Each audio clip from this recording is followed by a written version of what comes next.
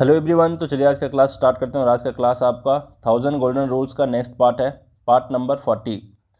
अगर आप लोग टेलीग्राम यूज़ करते हो तो वहाँ पर सर्च करना त्रिगीतम, आपको एक ग्रुप दिखाई देगा त्रिगीतम फोरम क्लब, उसको ज्वाइन कर लेना।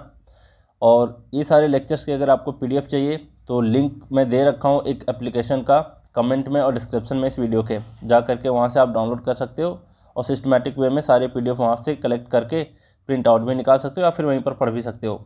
आपका मतलब पीडीएफ इधर उधर खो जाता है ना, तो खोने का डर नहीं है, ठीक है। इस एप्लीकेशन पर जा करके आप आसानी से वहाँ से पढ़ सकते हो। तो ये एप्लीकेशन का नाम ये वाला है, देख लो, और लिंक तो दिया हुआ है, डाउनलोड कर सकते हो वहाँ से। अगर आपको मेरे से पर्सनल गाइडेंस चाहिए तो आप मुझे इस व्हाट्सअप नंबर पर मैसेज करोगे, मैं आपको बताऊँगा इसको ज्वाइन करने के क्या प्रोसीजर हैं और इसके क्या क्या फ़ायदे हैं। चलिए अब आगे बढ़ते हैं। आज के रूल्स में हम लोग देखेंगे कुछ स्पेसिफिक, कुछ ऐसे फिक्स प्रेपोजिशन होते हैं और कुछ फ्रेजल वर्ब्स होते हैं जिनके बीच काफ़ी ज़्यादा कन्फ्यूजन होता है। तो आज हम लोग क्या देखने वाले हैं, फिक्स प्रेपोजिशन और कुछ फ्रेजल वर्ब्स, ठीक है। चलिए ये देख लीजिए आप, रूल नंबर 444। यहाँ पर है प्राउड और प्राइड में थोड़ा सा कन्फ्यूजन होता है लोगों को कि प्राउड, प्राइड और कब प्राइड के साथ ऑन लगता है। देख लो यहाँ पर, कब प्राइड के साथ ऑन लगता है, कब प्राइड के साथ इन लगता है, कब प्राइड के साथ ऑफ भी लगता है, ठीक है। तो इनके बीच जो भी कन्फ्यूजन है आज हम लोग देखने वाले हैं। देखते हैं ज़रा, देखो यहाँ पर दे रखा है, ये तो आप लोग हर कोई जानते हो है ना, कि प्राउड ऑफ का मतलब होता है we are proud of our nation. इसका मतलब है कि मैं अपने नेशन पे गर्व करता हूँ, है ना, हमें अपने नेशन पर गर्व है। तो गर्व के सेंस में प्राउड के साथ ऑफ लगता है, ये तो कौन नहीं भूलोगे क्योंकि बचपन से पढ़ते आए हो, ठीक है। तो प्राउड के साथ ऑफ आता है, ये आप लोग जानते हो। अब जरा देखो, प्राइड के साथ ऑन कब आता है और इन कब आता है, इसके बीच डिफरेंस समझो। देखो यहाँ पर अगर प्राइड जो है ना, प्राइड अगर वर्ब की तरह आया है, मतलब वर्ब का काम कर रहा है वो, तो उसके साथ ऑन आता है, ध्यान रखना। और अगर प्राइड के पहले टेक शब्द आता है तो इसके साथ इन आएगा, ठीक है। ध्यान रखना, मैं रिपीट कर रहा हूँ। क्या है यहाँ पर कि अगर प्राइड जो है ये सेंटेंस में एज ए वर्ब वर्क कर रहा है तो इसके साथ ऑन का यूज होगा। अगर प्राइड शब्द के पहले टेक आया है तो इसके साथ इन का प्रयोग होता है। क्लियर है? देखो ध्यान दो, यहाँ पर मैं बोला हूँ कि I pride myself on my honesty, मुझे अपनी ईमानदारी पर गर्व है ना। और सेम मीनिंग इसका भी होता है, किसका, जब प्राइड के साथ इन आता है और प्राइड के पहले टेक आता है। जैसे I take pride in my honesty, मतलब मुझे अपनी ईमानदारी पर गर्व है, इसका भी मतलब सेम है, ठीक है। तो ये दोनों की मीनिंग सेम है। लेकिन यहाँ पर आपको ध्यान क्या रखना है कि प्राइड अगर एज ए वर्ब काम करे, और आप देख रहे हो यहाँ पर एज ए वर्ब काम कर रहा है ना, सब्जेक्ट है प्लस वर्ब है, ठीक है। लेकिन अगर प्राइड के पहले अगर यहाँ पर टेक आ गया है तो ये एज ए नाउन काम करता है। I take pride in my honesty, यहाँ पर ये प्राइड क्या है, नाउन है, और यहाँ पर ये प्राइड वर्ब है। क्लियर? चलिए, और प्राउड के साथ यहाँ पर ऑफ आता है और ये पूरा, ये दोनों मिलकर के एक एडजेक्टिव की तरह काम करता है, ठीक है। जैसे हम लोग कहते हैं we are happy about something, ऐसे कहते हैं। तो इसी तरीके से यहाँ पर we are proud of our nation, मतलब यहाँ पर ऑफ जो प्राउड के साथ आए ये एडजेक्टिव की तरह काम करता है। तो फिर से मैं रिपीट कर दूँ कि प्राउड के साथ ऑफ आता है, बचपन से पढ़े हो। प्राइड के साथ ऑन जो है ये तब होता है जब प्राइड एज ए वर्ब काम करे, यहाँ पर आप देख पा रहे हो। फिर अगर प्राइड के पहले टेक वर्ड आ गया तो इसके बाद इन का प्रयोग करेंगे, भूलना आपको नहीं है, ठीक है। अब प्राइड के साथ ऑफ कब आता है, इस चीज़ का भी ध्यान रखो। प्राइड के साथ ऑफ तब आता है जब प्राइड के पहले हम द लगा देंगे, ठीक है, ध्यान रखना। क्या मैं बोला, फिर से सुनो कि प्राइड एज ए वर्ब अगर काम कर रहा है तो उसके साथ ऑन आएगा। प्राइड के पहले अगर टेक है तो इसके साथ इन आएगा। प्राइड के पहले अगर द लगा हुआ है तो प्राइड के बाद ऑफ आएगा। जैसे he is the pride of his family, वह अपने परिवार की शान है ना, ये शान जैसे शब्द के लिए यूज होता है यहाँ पर प्राइड का, ठीक है। तो मीनिंग भी देख पा रहे हो, कब ऑन आता है ये भी देख लिए, जब ये प्राइड एज ए वर्ब काम करे। जब प्राइड के पहले टेक वर्ड आ गया तो इसके साथ इन का प्रयोग होगा। जब प्राइड के पहले द आ गया तो इसके साथ ऑफ आएगा। चलिए मैं बार बार रिपीट कर दिया ताकि आपके दिमाग में बैठ जाए। चलिए आगे बढ़ते हैं, 445 में देखते हैं। यहाँ पर टाइम एक ऐसा वर्ड है ना जिसके साथ बहुत सारे प्रीपोजिशन आते हैं, देख लो। टाइम वाले वर्ड के साथ, तो काफ़ी कन्फ्यूजन होता है, इसके बारे में ज़रा सीख लेते हैं। देख लो, यहाँ पर है ऑन टाइम। ऑन टाइम का मतलब होता है समय पर। इन टाइम इसका मतलब होता है ठीक समय से पहले, है ना। एग्जाम्पल से आप समझ जाओगे कि क्या डिफरेंस है, ठीक है। देख लो यहाँ पर, अब ज़रा देखो, यहाँ पर है टाइम्स के पहले, ध्यान रखना ये टाइम नहीं, टाइम्स है। टाइम्स के पहले एट आया है, जिसका मतलब होता है कभी कभी। लेकिन अगर टाइम के पहले ऐसा आ जाए एट अ टाइम, तो इसका मतलब होता है एक बार में, है ना, एक ही बार में। फिर यहाँ पर फ्रॉम टाइम टू टाइम मतलब समय समय पर। नेक्स्ट है यहाँ पर फ्रॉम या फिर सिंस, ये दोनों में से कोई भी हो सकता है, ठीक है। फ्रॉम या फिर सिंस में कोई भी हो सकता है। और यहाँ पर है टाइम इममेमोरियल।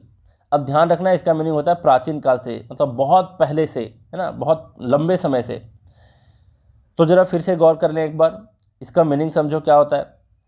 ऑन टाइम, ठीक है। मान लिया जाए आपको मीटिंग में जाना है और आप मीटिंग ज्वाइन कर लिए एकदम बिल्कुल समय से, ठीक है। तो समय पर अगर आप चले गए तो वहाँ पर ऑन टाइम होगा। लेकिन मीटिंग से आप थोड़े से पहले चले गए तो इन टाइम हो गया, है ना। फिर एट टाइम्स का मतलब कभी कभी, एट अ टाइम का मतलब एक बार में, फ्रॉम टाइम टू टाइम का मतलब समय समय पर, और फ्रॉम या फिर सिंस टाइम इममेमोरियल इसका मतलब होता है बहुत लंबे समय से, प्राचीन काल से, ठीक है।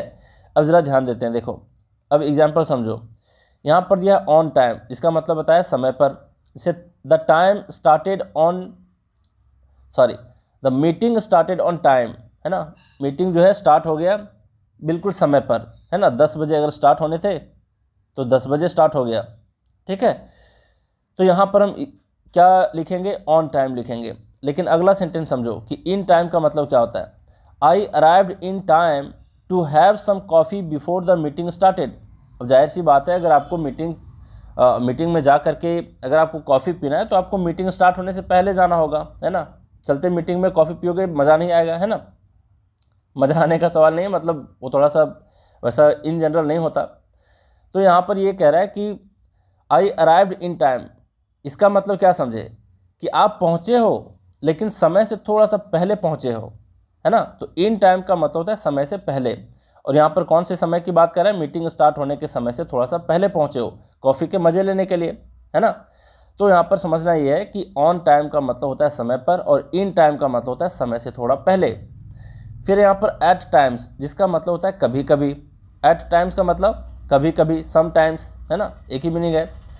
यहाँ पर her attitude is imperious at times, मतलब उसका जो एटीट्यूड है वो कभी कभी क्या हो जाता है, इम्पीरियस हो जाता है ना। आप लोग इम्पीरियस का मीनिंग मुझे कमेंट में बताओगे, बहुत बार मैं वोकैबुलरी के सेक्शन में बता चुका हूँ। तो इसका मीनिंग आप लोग मुझे बताओगे कमेंट में, ठीक है। तो यहाँ पर क्या है, एट टाइम्स का मतलब क्या है, कभी कभी। चलिए नेक्स्ट है यहाँ पर एट अ टाइम, इसका मतलब होता है एक बार में। जैसे मैं यहाँ पर बोलूँ कि can I borrow 2 books at a time, क्या एक बार में मैं 2 किताबों को बोरो कर सकता हूँ आपसे, समझ गए। तो एट टाइम का मतलब क्या है, एक बार में। ध्यान देना इसका मतलब जो भी मैं आज पढ़ा रहा हूँ इसके जो एग्जाम्पल्स मैं ले रखा हूँ, ध्यान देना, एग्जाम्पल्स बहुत इंपॉर्टेंट है, इससे आप इसके मीनिंग को समझ पाओगे, है ना।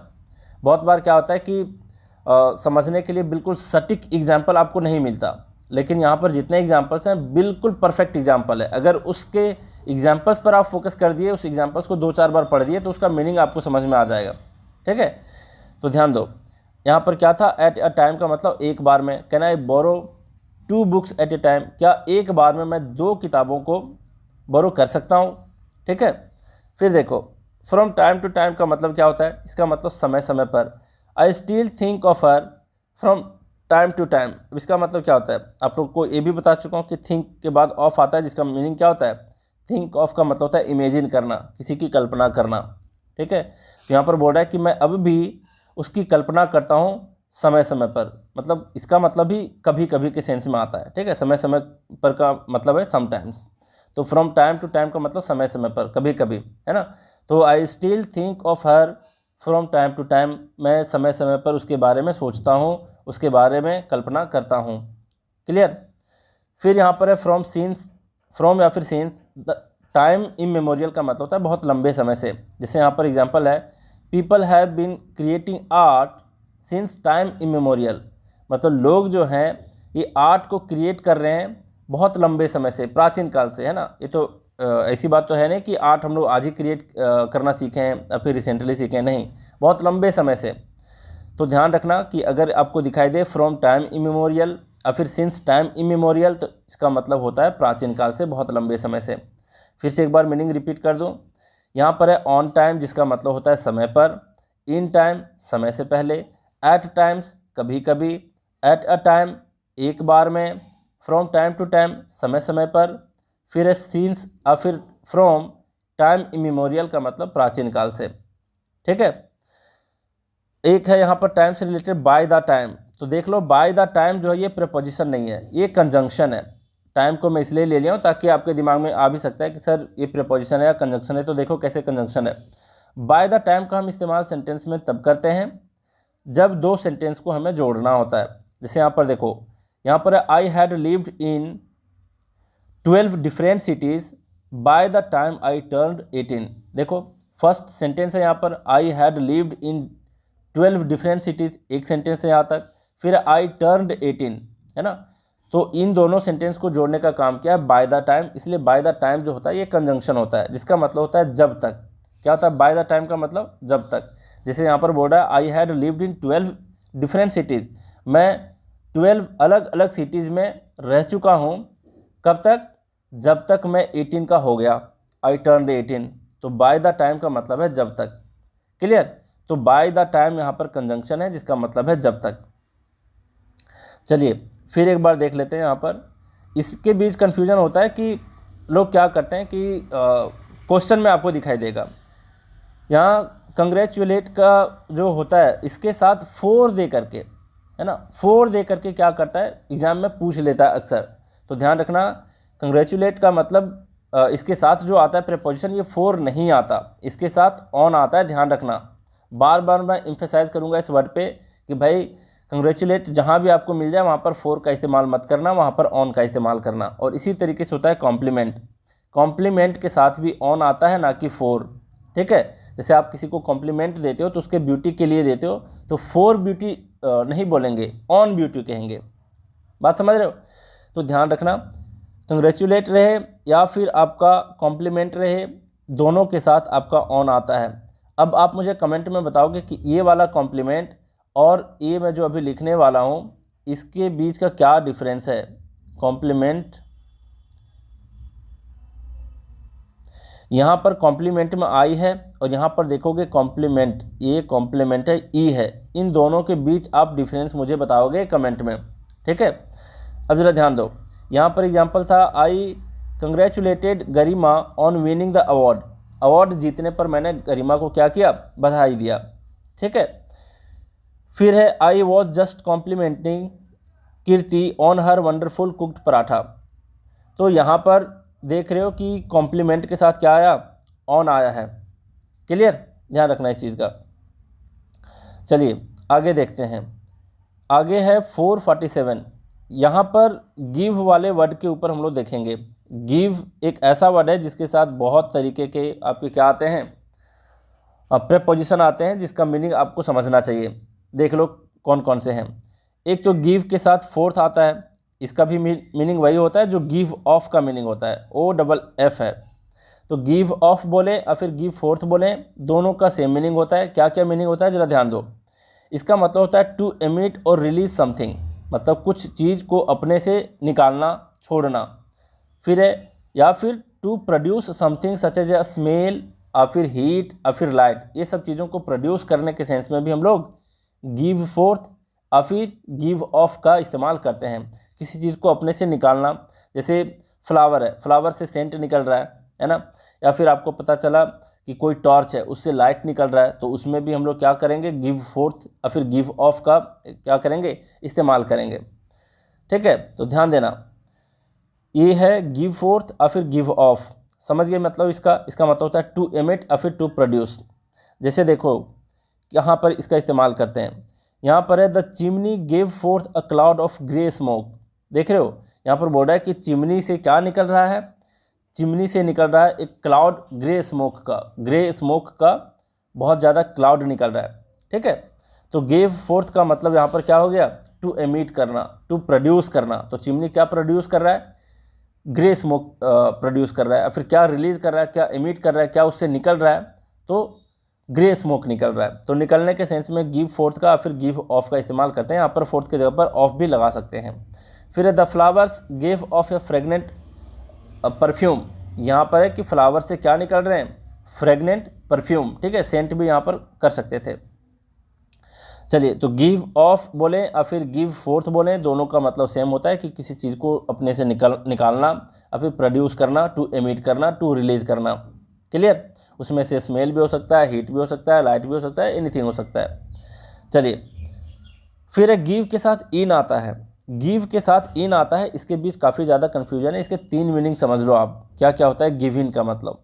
एक तो होता है हार मान लेना, है ना, मतलब खुद सरेंडर कर देना किसी के सामने, या फिर अंततः मान लेना। अंततः मान लेने का मतलब क्या है, देखो, मतलब कोई व्यक्ति आपको बहुत लंबे समय से किसी चीज़ के लिए रिक्वेस्ट कर रहा है और आप उसकी बात को मान नहीं रहे थे, लेकिन आप लास्ट में आकर के मान गए। तो लास्ट में आकर के मानने के सेंस में यहाँ पर हम गिव इन का प्रयोग करेंगे। एग्जाम्पल देखोगे बहुत अच्छे से समझ में आ जाएगा आपको, ठीक है। थर्ड मीनिंग होता है टू सबमिट करना, मतलब मान लिया जाए किसी ने आपको होमवर्क दिया, आपको होमवर्क सबमिट करना है, तो क्या करोगे, वहाँ पर भी आप गिव इन का इस्तेमाल कर सकते हो टू सबमिट करने के सेंस में। या फिर आपको कोई चीज़ क्या करना है, एग्जामिनेशन लिख रहे हो, वहाँ पर आपको पेपर सबमिट करना है, तो भी क्या करोगे, वहाँ पर सबमिट करोगे। असाइनमेंट सबमिट करना है, वो भी कर सकते हो, है ना। कहीं पर जा कर के मतलब किसी ने आपको बोला है, कोई ऑफिशियल बोला है कि भाई आपको अपना बिजली बिल क्या करना है, आ करके यहाँ पर सबमिट करना है, तो वहाँ पर जाओगे, सबमिट करोगे, तो उसके सेंस में भी गिव इन का इस्तेमाल करेंगे। तो ध्यान रखना, गिव इन के 3 मीनिंग, पहला हार मानना, दूसरा अंततः मान लेना, मतलब किसी की रिक्वेस्ट को लास्ट में आकर के मान लेना, पहले नहीं मानना। फिर है टू सबमिट करना, मतलब किसी चीज़ को सबमिट करना, आप लोग जानते हो। देखो यहाँ पर एग्जाम्पल समझो कि this government will not give in to terrorism. इसका मतलब क्या है कि टेररिज्म के सामने, है ना, टेररिज्म के सामने गवर्नमेंट क्या नहीं करना है, विल नॉट गिव इन, मतलब हार नहीं मानेगी गवर्नमेंट। तो हार मानने के सेंस में यहाँ पर इस्तेमाल हुआ है गिव इन का।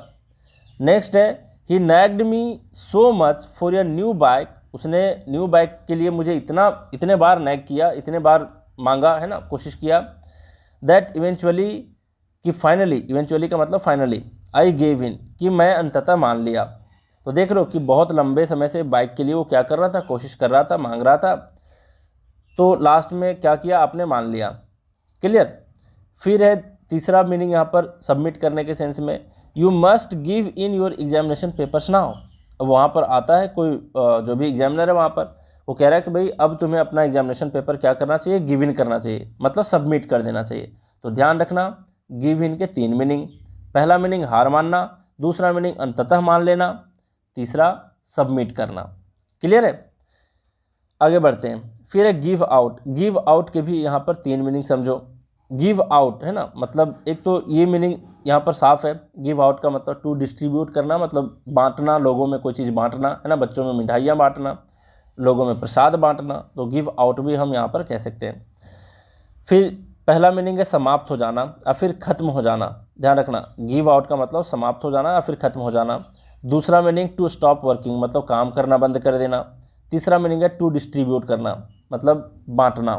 ठीक है, फिर से रिपीट कर रहा हूँ, गिव आउट के 3 मीनिंग, पहला मीनिंग समाप्त हो जाना या फिर खत्म हो जाना, दूसरा मीनिंग टू स्टॉप वर्किंग, तीसरा मीनिंग यहाँ पर टू डिस्ट्रीब्यूट।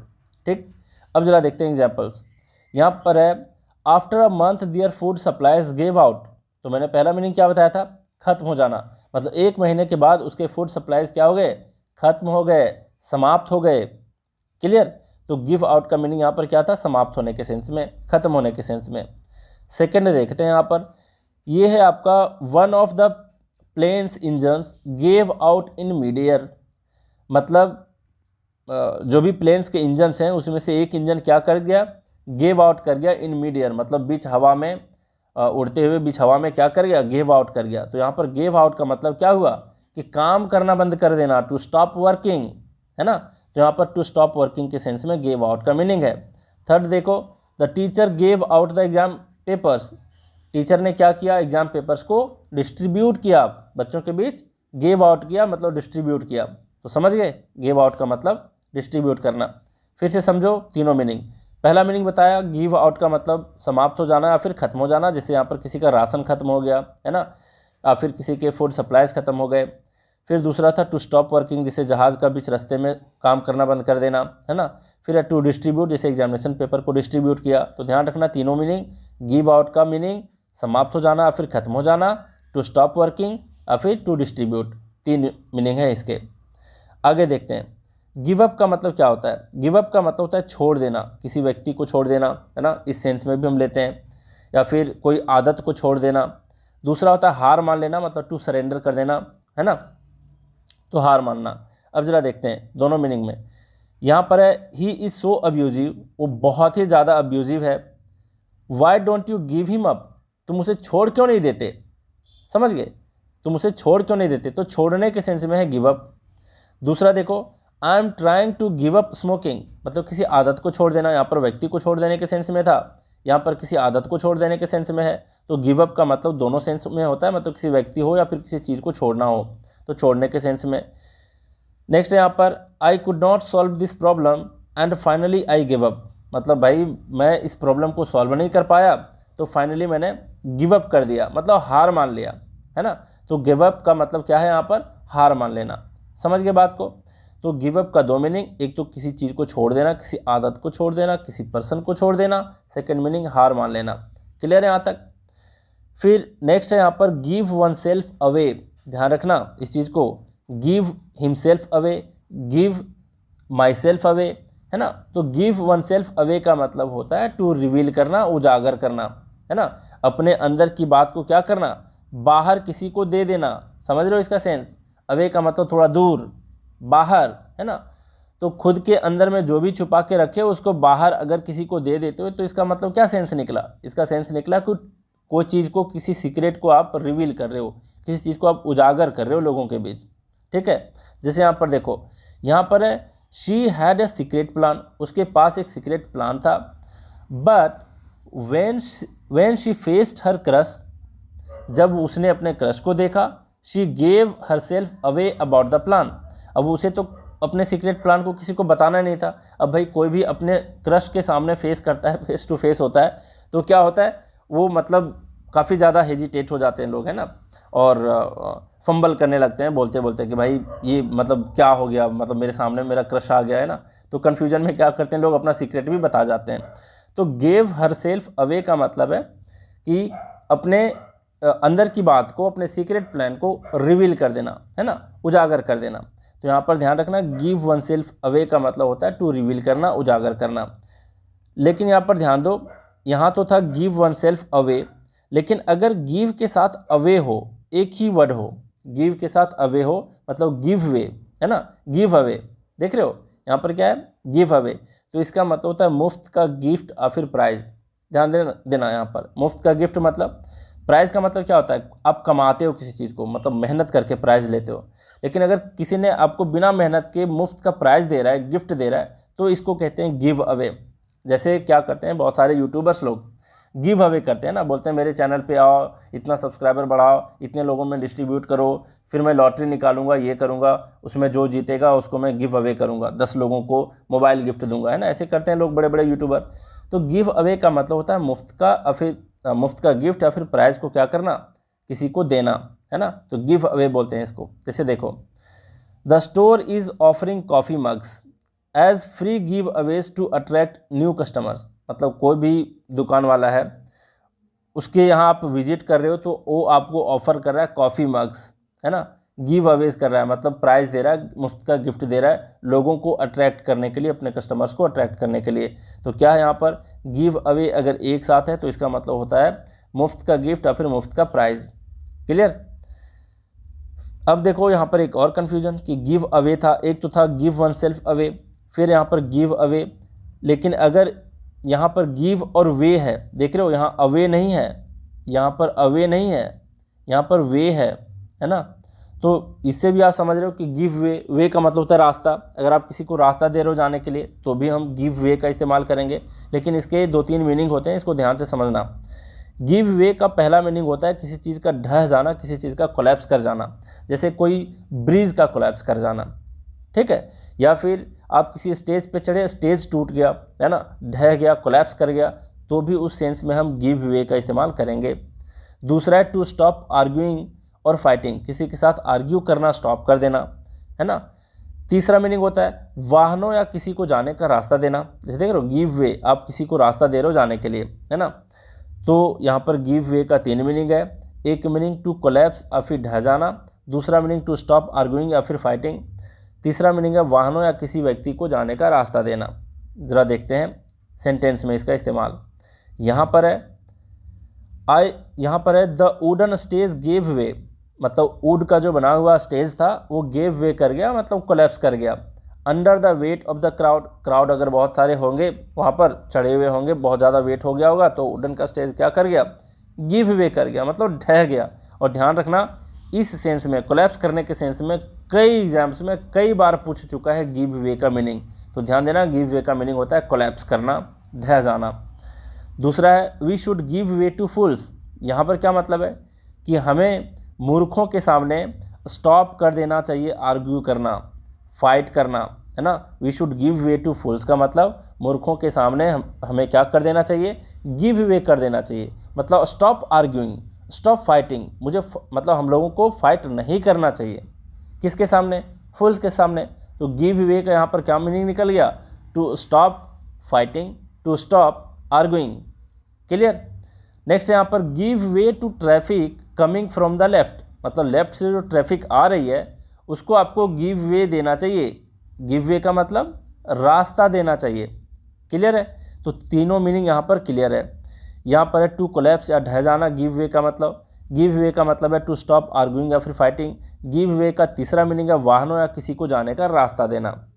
चलिए नेक्स्ट देखते हैं गिव के ऊपर। यहाँ पर है गिव ओवर, यहाँ पर क्या है, गिव ओवर का मतलब होता है स्टॉप एन एक्टिविटी, मतलब कोई भी काम स्टॉप कर देना। जैसे यहाँ पर क्या बोला, the police told the writers to give over, मतलब राइटर्स जो थे, मतलब राइट का क्या मतलब होता है, दंगा करना। तो दंगाइयों को क्या कहा पुलिस ने कि भाई गिव ओवर कर दो, है ना। गिव ओवर करने को कहा, मतलब वो जो राइट दंगा करने जो वहाँ पर पहुँचे हैं लोग उसको बोल रहे हैं कि भाई आप इसे स्टॉप करो। तो गिव ओवर का मतलब होता है टू स्टॉप एन एक्टिविटी। ठीक है, तो ख्याल रखना।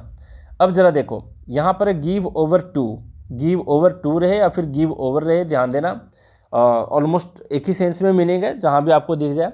लेकिन यहाँ पर गिव ओवर का मतलब क्या था, स्टॉप एन एक्टिविटी।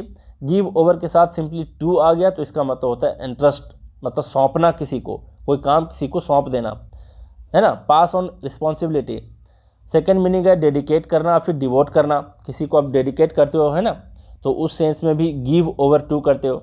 फिर है के हवाले कर देना, मतलब कोई काम किसी के हवाले कर दे रहे हो, है ना, किसी बच्चे को किसी दूसरे पड़ोसी को क्या कर रहे हो, आप उसके हवाले कर दे रहे हो, कहीं जा रहे हो तो हवाले कर देना, फिर किसी को कोई काम सौंप देना, किसी चीज़ को सौंप देना, एक ही सेंस में, पहला और तीसरा मीनिंग एक ही सेंस में, है ना। अब जरा देखो, और दूसरा मीनिंग है डेडिकेट करना फिर डिवोट करना। अगर घुमा फिरा कर देखोगे तो ये तीनों का मीनिंग लगभग मैच ही करता है। ठीक है, तो ध्यान रखना गिव ओवर टू का मतलब इंटरेस्ट और फिर सौंप देना, जिसका मतलब होता है सौंपना। फिर पास ऑन रिस्पॉन्सिबिलिटी, वही बात हुई, सौंप देना किसी को। फिर दूसरा है डेडिकेट या फिर डिवोट करना, और फिर थर्ड मीनिंग है के हवाले कर देना। देखते हैं ज़रा यहाँ पर सेंटेंस में। यहाँ पर है after his death they gave control of the state over to his son, मतलब उसके मौत के बाद लोगों ने क्या किया, gave control of the state, मतलब उसके संपत्ति पर किसको सौंप दिया, gave over to his son, उसके बेटे को क्या किया, सौंप दिया उसके संपत्ति के कंट्रोल को। क्लियर है। तो ध्यान रखना यहाँ पर क्या मीनिंग था, यहाँ पर सौंप देना, है ना, पास ऑन रिस्पॉन्सिबिलिटी, मतलब उसके ऊपर रिस्पॉन्सिबिलिटी दे दिया गया। सेकेंड मीनिंग है she gave herself over completely to her work, मतलब गेव ओवर का यहाँ पर क्या मतलब है, गेव ओवर टू, इसका मीनिंग क्या है, इसका मीनिंग है मतलब खुद को उसने डिवोट कर रखा है ना, खुद को क्या कर रखा है, डिवोट कर रखा है, डेडिकेट कर रखा है पूरा अपने काम के प्रति। तो यहाँ पर बोल रहा है कि उसने खुद को हर सेल्फ कम्प्लीटली, खुद को पूरी तरीके से अपने काम के लिए डेडिकेट कर रखा है, डिवोट कर रखा है। क्लियर। थर्ड मीनिंग है he gave himself over to despair, मतलब उसने खुद को निराशा के हवाले कर दिया, है ना, he gave himself over to despair, despair का मतलब निराशा है ना, डिस्पेयर का मतलब निराशा। गेव हिमसेल्फ ओवर टू का मतलब उसने एक तरह से क्या किया, निराशा के हवाले कर दिया। तो हवाले कर देने के सेंस में भी ऐसा है, ठीक है। चलिए अगला देख लेते हैं। यहाँ पर एक और सेंटेंस है हवाले कर देने के सेंस में, सौंप देने के सेंस में। देखो क्या है, he gave his dog over to his neighbour, मतलब वो कहीं जा रहा था तो अपने पड़ोसी को क्या किया, गेव ओवर टू कर दिया, मतलब उसने अपने कुत्ते को अपने पड़ोसी के हवाले कर दिया, फिर अपने पड़ोसी को सौंप दिया। तो सौंपने या फिर हवाले करने का सेम सेंस है, सेम मीनिंग है। तो यहाँ पर देख रहे हो, गिव ओवर टू का मतलब सौंप देना या फिर किसी को किसी के हवाले छोड़ देना। क्लियर। इस पर मैं एक शायरी भी बता चुका हूँ आप लोग पहले, है ना, हवाले कर देने के सेंस में, कि ज़िंदगी अपनी मस्ती में जीता हूँ, है ना, ज़िंदगी अपनी मस्ती में जीता हूँ, कल क्या होगा टेंशन ना लेता हूँ, अपना सारा ध्यान करियर पे मोड़ दिया और अपनी जीएफ बीएफ को क्या कर दिया, ऊपर वाले के हवाले छोड़ दिया। तो हवाले के सेंस में मैं मतलब याद आ गया तो मैं आपको बता दिया। चलिए एक बार फिर से रिपीट करते हैं गिव वाले को। यहाँ पर क्या है, यहाँ पर है गिव के साथ फोर्थ या फिर गिव के साथ ऑफ, गिव ऑफ और फिर गिव फोर्थ का मतलब होता है किसी चीज़ को रिलीज़ करना, एमिट करना, निकालना, टू प्रोड्यूस करना, जैसे स्मेल, हीट, लाइट वगैरह। फिर है गिव के साथ इन, जिसके 3 मीनिंग बताया। पहला मीनिंग गिव इन का हार मानना, गिव इन का अंततः मान लेना, गिव इन का टू सबमिट करना। फिर है गिव आउट, गिव आउट का मतलब समाप्त करना या फिर ख़त्म हो जाना, गिव आउट का मतलब to stop working, give out का मतलब टू डिस्ट्रीब्यूट। नेक्स्ट है गिव अप का मतलब छोड़ देना या फिर गिव अप का मतलब हार मानना। फिर है गिव वन सेल्फ अवे का मतलब टू रिवील या फिर टू रिवील या फिर उजागर करना, गिव वन सेल्फ अवे। फिर है गिव वे का मतलब मुफ्त का गिफ्ट या फिर प्राइज़ देना। फिर गिव वे का मतलब टू कोलैप्स, मतलब ढह जाना। ये डिफ़िकल्ट मीनिंग भी है, जल्दी समझ में नहीं आता, लेकिन ध्यान रखना इसके बेस पर क्वेश्चन पूछे जा चुके हैं कई बार। फिर गिव वे का मतलब होता है टू स्टॉप आर्गुइंग या फिर फाइटिंग। थर्ड मीनिंग है गिव वे का मतलब वाहनों या फिर किसी व्यक्ति को जाने का रास्ता देना। फिर नेक्स्ट मीनिंग है गिव ओवर, जिसका मतलब होता है टू स्टॉप एन एक्टिविटी, किसी एक्टिविटी को स्टॉप करना। जैसे पुलिस ने यहाँ पर राइटर्स को क्या बोला, दंगाइयों को बोला कि भाई ये काम करना बंद करो, गिव ओवर करो, है ना। तो गिव ओवर का मतलब टू स्टॉप एन एक्टिविटी। फिर गिव ओवर टू का मतलब, इसका मतलब होता है सौंप देना, पास ऑन रिस्पॉन्सिबिलिटी या फिर डेडिकेट करना, डिवोट करना, है ना। जैसे कोई व्यक्ति अपने काम के प्रति काफ़ी ज़्यादा डेडिकेटेड है ना, तो गिव ओवर टू का सेंस यही है, डिवोट करने के सेंस में, डेडिकेट करने के सेंस में। तीसरा है किसी के हवाले कर देना। नेक्स्ट मीनिंग बस इतना ही है ना।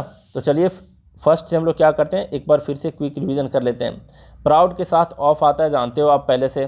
प्राउड के साथ क्या आता है, ऑफ। प्राइड अगर वर्ब की तरह काम करे तो उसके साथ ऑन आता है। प्राइड के पहले अगर टेक है तो इसके साथ इन आता है।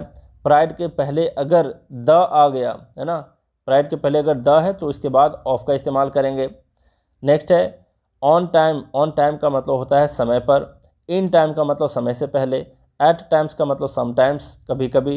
एट अ टाइम का मतलब एक बार में। फ्रॉम टाइम टू टाइम का मतलब समय समय पर।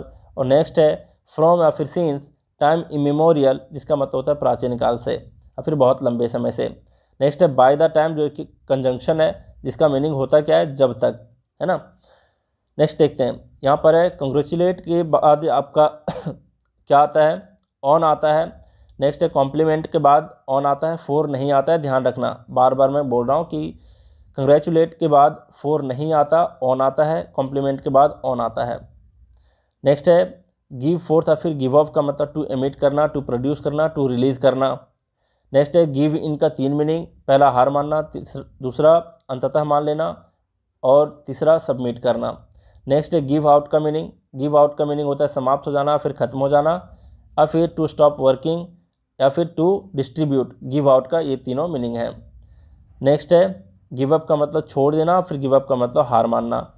नेक्स्ट है आपका गिव वन सेल्फ अवे का मतलब टू रिवील करना, उजागर करना। गिव वन सेल्फ अवे का मतलब टू रिवील या फिर उजागर करना। नेक्स्ट है गिव वे, मुफ्त का गिफ्ट या फिर प्राइज़ को बोलते हैं गिव वेज। नेक्स्ट है गिव वे, अलग अलग है, गिव वे इसका मतलब होता है कोलैप्स कर जाना, ढह जाना। दूसरा होता है टू स्टॉप आर्गुइंग और फिर फाइटिंग। तीसरा होता है वाहनों या फिर किसी को जाने का रास्ता देना। क्लियर। नेक्स्ट है गिव ओवर, जिसका मतलब होता है to stop an activity. Next है गिव ओवर टू, जिसका मतलब होता है इंटरेस्ट, सौंपना।